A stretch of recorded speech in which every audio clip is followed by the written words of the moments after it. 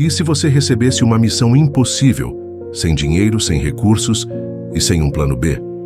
No capítulo 10 de Mateus, Jesus desafia seus discípulos, e a nós hoje, a uma confiança radical em Deus, não como um conceito religioso, mas como a única âncora real em meio às tempestades da vida. Neste vídeo, exploramos como confiar no invisível, enfrentar o medo e descobrir que a verdadeira provisão vem daquele que conta até os fios dos nossos cabelos. Prepare-se para repensar tudo o que você sabe sobre fé e controle. O capítulo 10 do livro de Mateus começa na região montanhosa da Galileia, um território fértil no norte da Palestina, cruzado por rotas comerciais estratégicas e marcado por uma população rural que falava aramaico com sotaque característico. Jesus de Nazaré reuniu seus seguidores. Esta província, muitas vezes desprezada pelas elites de Jerusalém, era um caldeirão de expectativas messiânicas, onde camponeses, pescadores e artesãos viviam sob a dupla pressão dos impostos romanos e das exigências religiosas do templo. Neste contexto de fervor religioso e opressão política, um carpinteiro da pequena Nazaré começou a formar um grupo de discípulos que carregaria uma mensagem que abalaria o mundo. Era uma manhã como qualquer outra na Galileia. O sol começava a aquecer as pedras ainda úmidas do orvalho, quando 12 homens simples receberam uma convocação que mudaria suas vidas para sempre.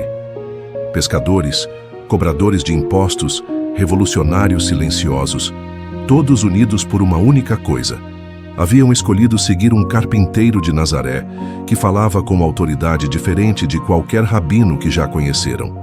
Jesus os observava em silêncio. Esses homens, com suas mãos calejadas e corações ainda cheios de dúvidas, estavam prestes a receber uma missão impossível. Ele sabia o que os aguardava: as rejeições dolorosas, as portas que se fechariam violentamente, os olhares de desprezo, até mesmo a violência. Mas também sabia algo que eles ainda não compreendiam: que a confiança em Deus não é apenas uma bela teoria religiosa, mas a única âncora capaz de sustentar uma alma em meio às tempestades mais brutais da vida.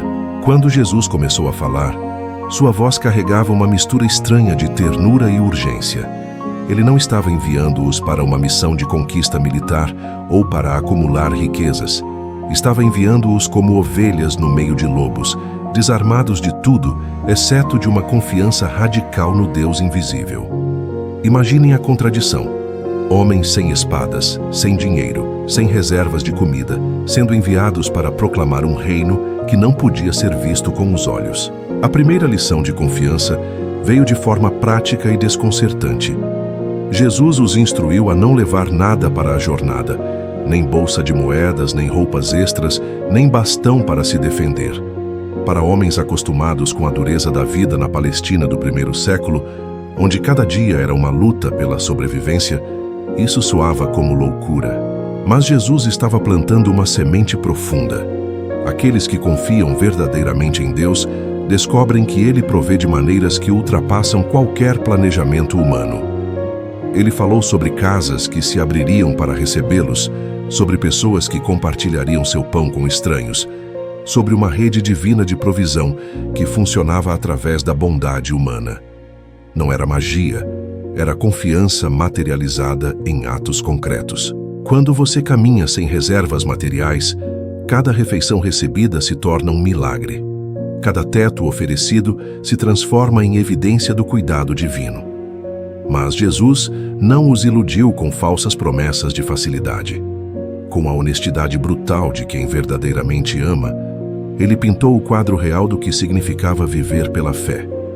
Haveriam cidades que os rejeitariam completamente, famílias que se dividiriam por causa da mensagem que trouxessem, irmãos que entregariam irmãos às autoridades, pais que se voltariam contra filhos.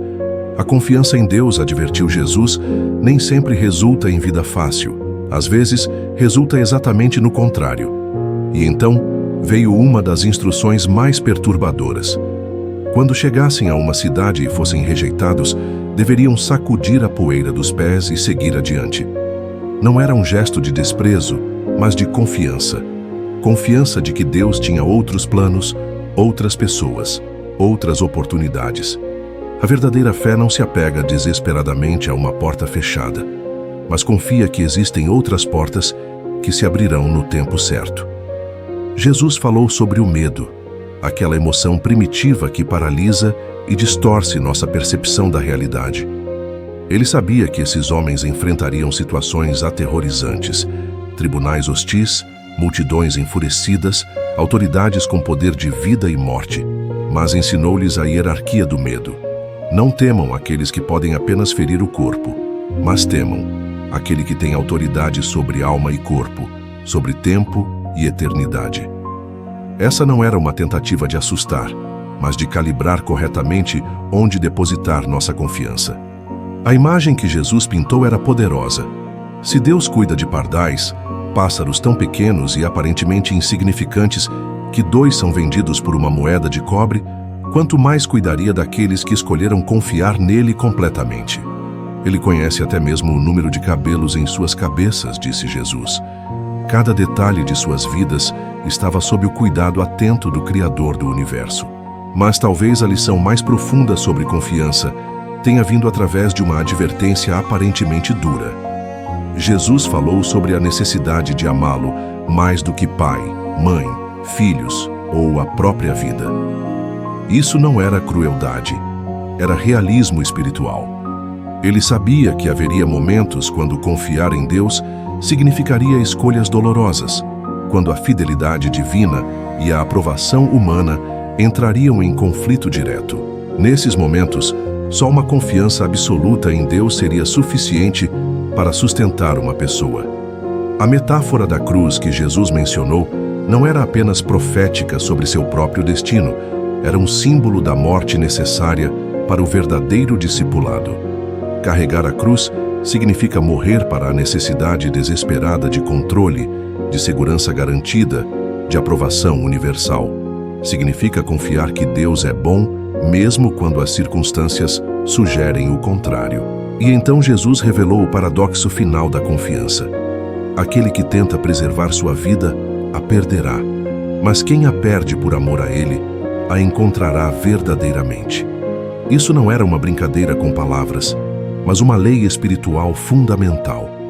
A vida vivida em confiança total em Deus pode parecer mais arriscada, mais vulnerável, mais incerta aos olhos humanos, mas é, paradoxalmente, a única vida verdadeiramente segura. Quando Jesus terminou de falar, um silêncio profundo pairou sobre aqueles 12 homens. Eles não compreendiam completamente o que havia sido dito, mas algo em seus espíritos reconhecia a verdade. Estavam sendo convidados a participar de uma aventura que dependeria inteiramente de sua capacidade de confiar no invisível, de caminhar pela fé quando a visão falhasse, de descobrir que Deus é mais confiável do que qualquer sistema de segurança humano. Nos meses e anos que se seguiram, esses homens descobririam que cada palavra de Jesus era verdadeira. Enfrentariam prisões e encontrariam que Deus estava presente mesmo nas celas mais escuras. Passariam fome e descobririam provisão inesperada. Seriam rejeitados por suas próprias famílias e encontrariam uma família espiritual mais real do que qualquer laço de sangue. Enfrentariam morte e descobririam que nem mesmo a morte poderia separá-los do amor de Deus. O grande desafio é confiar não quando é fácil, mas quando tudo parece impossível. Mateus 10 nos mostra que a verdadeira segurança não está no que temos, mas em quem nos guia. Se esse conteúdo te fez repensar sua confiança em Deus, deixe seu like e comente "Eu confio" para fortalecer outros irmãos. Não se esqueça de se inscrever e ativar o sininho para não perder os próximos vídeos. Até a próxima e lembre-se, Deus é sempre fiel.